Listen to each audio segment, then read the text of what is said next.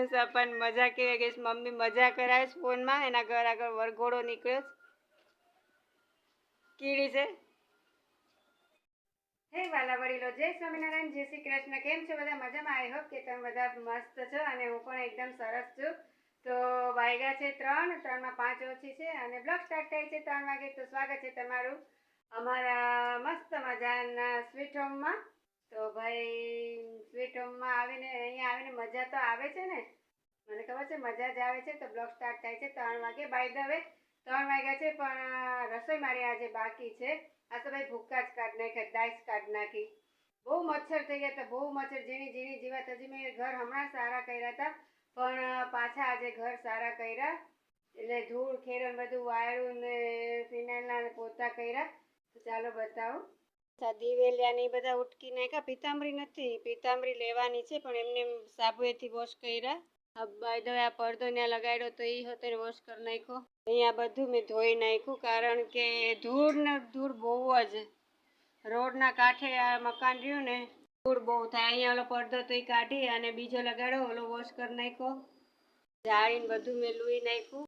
તો ફ્રેન્ડ્સ, કોકના ઉપર આજ કાઢી મચ્છરે ઝીણી ઝીણી જીવાત હોય તો મગજ ખાલી કરી નાખ્યો, આમ મગજ ખાલી કરી નાખ્યો. એટલે મેં કહ્યું આજ તો ગમે કહ્યું ઘર બધું ઝાપટું અને ફિનાઇલના પોતેથી મેં બધું લૂયું. કિચન તો મેં કાલે જ મારે 6:30 વાગ્યા હતા બધું કાલે ધોયું અને આજે આ રૂમ લીધો. હવે જોઉં છું કોની તાકાત છે. મચ્છર આવે ને મને કહીશ કે મને બહુ મચ્છર કરી ગયા, ઊંઘ જ ન આવી.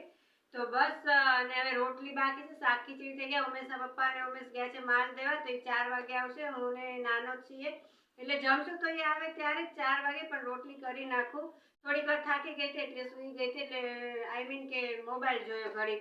તો બસ રોટલી કરી નાખું. ચાલી હવે તમે તો જમી જ લીધું હોય છે ને, સારું થયું ને આજ તમને ઇન્વાઇટ ન કર્યા. તો બસ હવે તમે સૂઈ જાઓ, આપણે સાંજે મળીએ 4 ટાઈમે. ઉમેશ પપ્પા ત્યાં બાય બાય, જય સ્વામિનારાયણ. એક કમેન્ટનો જવાબ દેતા તો ભૂલી ગઈ. રેગ્યુલર અમારા વ્યુઅર્સ છે દીક્ષિતાબેન, તો એટલે પાછી આવી. તો દીક્ષિતાબેન, તમારી કમેન્ટ હતી કે બ્લોગમાં અવાજ ધીમો જ, પણ હા આઈ એમ સોરી, ભૂલ થઈ ગઈ. તો બસ કારણ કે શું છે સવારે 5:30 વાગે બ્લોગ કરે એ બધા સૂતા હોય એટલે મને એમ થયું કે મારો અવાજ પાછો બહુ મોટો રાફડા જેવો છે, શેરીની બહાર અવાજ. તો જસ્ટ કોકને એમ થાય કે આ કેમ આટલું જોરથી બોલે, કાંઈ થયું. એટલે ઉમેશ પપ્પાએ પ્રભાત ધીરેથી ગાતા હતા ને હું સ્લો બોલતી હતી એટલે થોડુંક અચકાતી હતી ફાસ્ટ જોરથી બોલતા, તો એ ભૂલ થઈ ગઈ, સોરી. તો બસ આવી રીતે અમારા બ્લોગ જોતા રહેજો, મસ્ત મજાની કમેન્ટ કરતા રહેજો. મસ્ત મજાનું વટાણા બટેટાનું શાક થઈ ગયું છે, સરસ મજાનું. અહીંયા ખીચડી થઈ ગઈ છે, હવે રોટલી કરી નાખું. ને હવે જમવાની તૈયારી ફૂલ જોરશોરથી ચાલુ છે. સપ્પા, જય સ્વામિનારાયણ. જમવા બેઠા ને? ભૂખ લાગી ને બહુ? આજ તો તૂટી જ પડો. ઓલો કે હું ખાઈ લો, ઓલી કે હું ખાઈ લો. હાલો ફટાફટ જમી લઈ, બહુ ભૂખ લાગી છે. ફ્રેન્ડ 5:15 થયા છે, ચા પાણી પીવાઈ ગયા. ચાય સાથે સાથે પીએ લીધી. જસ્ટ હમણાં હું ફ્રીજ થઈ છું. વાસણ બધું બાથરૂમની ધોવાઈ ગયું છે. અને હવે ઉમેશ પપ્પા શું કરે છે કાંઈ નક્કી નથી, ખબર નથી પડતી કે શું કરવાના છે. હવે કાંઈ ખ્યાલ નથી આવતો. રમણ ભમણ તો એ બેસી ગયા. હાશ, હવે હુઈ જાય. ભગવાને એક જ તો કામ દીધું છે, અમુકને જ ખાવું ને હું.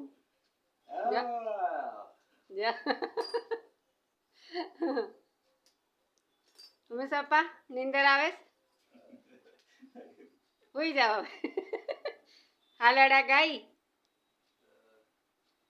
હાલો હવે મેન માણા તો મેન મુદ્દા છે. આ તો એ ઉમેશ પપ્પાએ તો વજન કરાવ્યો હે, 85-90 કિલોનું બાચકું થયું.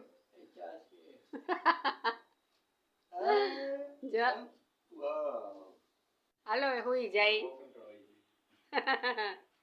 માળા તો લઈ આવ્યા, કામ આવી ગયું, પણ હવે અમને આવે છે કંટાળો. આ તો હુઈ ગયા. ફોનના વજનથી ખીચું બાકું થઈ ગયું કે પૈસાના ભારથી? હે, પૈસાના ભારથી ફોન બોલી માં ડગે. કેમ લંઘાઈ ગયા હે?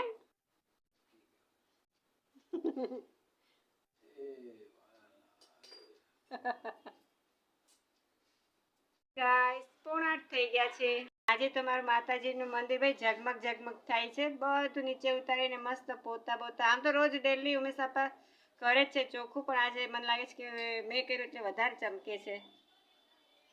અને મારું આ દિવેલ રીતે મસ્ત એકદમ સોના જેવું ચમકવા માંડ્યું. બાય ધ વે પિતાંબરી થઈ રહી છે ને કે વધારે મસ્ત ચમકે. તો આ રહી ગયું મારે ટંકોર્યું, મેં ભૂલી ગઈ. લાગે છે ને મસ્ત ચમકે છે. ઉમેશ આપા બહુ થાકી ગયા ને? આજ તો હું થાકી ગઈ, કારણ કે મચ્છર રાતે બહુ હતા ને મને ઊંઘ જ ન આવે. દુનિયાના મચ્છર, એમ લાગ્યું કે આખા રાજકોટના મારી પાસે જાય, ઊંઘ જ ન આવે. મારે એટલે લોહી કેટલું નીકળે બોલો. તમને નથી કહેતા કા મચ્છર? ઉમેશ અપાને એક કઈ ન કહેડે કે મેં કોઈ દી તમને ભાયડા નહીં કહેતા.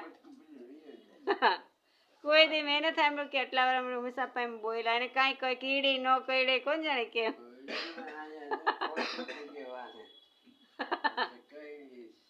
પણ તમે મને કોઈ દી કીધું જ નહીં. તો રસોઈ અડધી પડી છે, અડધી ખાલી ભાખરી જ કરવાની છે.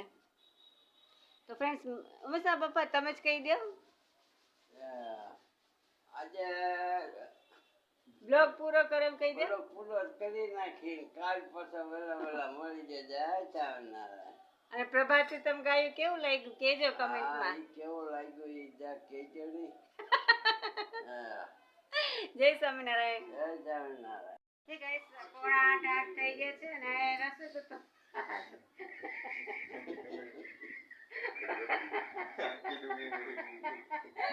તો ઉમેશ આપા હવે દાંત કાઢે છે કે હજી પડી બહાર રાખી. તો ઉમેશ આપા કિલકિલાટ કરવા માંડ્યા છે. માંડ કર્યું, એક તો ટૂલ થઈ ગયા હતા એટલે નીંદર આવી ગઈ હતી. તો બસ આ તમારો બ્લોગ અહીંયા હું પૂરો કરું છું. કાલે પાછા મળશે ને આ બ્લોગ સાથે. અને આજનો તો મારો બહુ કંઈ થયો નથી બ્લોગ.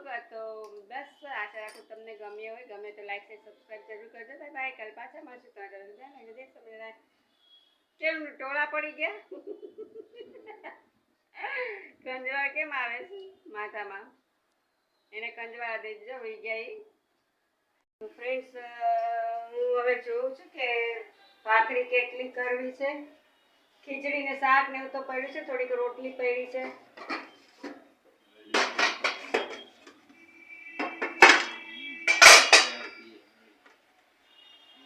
તો થોડીક રોટલી પડી છે. કોને ખબર તમને દેખાણું હોય કે નહીં, પણ હવે થોડીક જ કરી, થોડીક પડી છે. ચલો ફટાફટ રસોઈ કરી લો. Bye bye. કાલે પાછા મળશે. આવી જજો ટાઈમે.